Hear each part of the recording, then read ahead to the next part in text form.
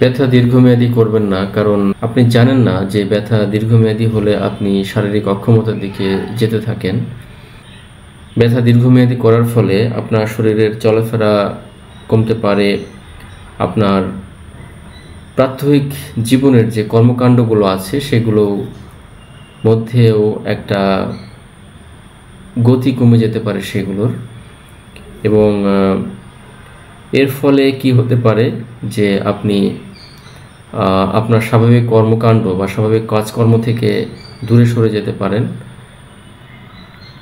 সামগ্রিকভাবে কি হতে পারে, আপনার মাংসপেশি দুর্বল হয়ে যেতে পারে, আপনার জয়েন্টগুলো শক্ত হয়ে যেতে পারে এবং এর ফলে আপনি অন্যের উপর নির্ভরশীল হতে পারেন বা অন্যের উপর নির্ভরশীলতার দিকে আপনি এগোতে পারেন।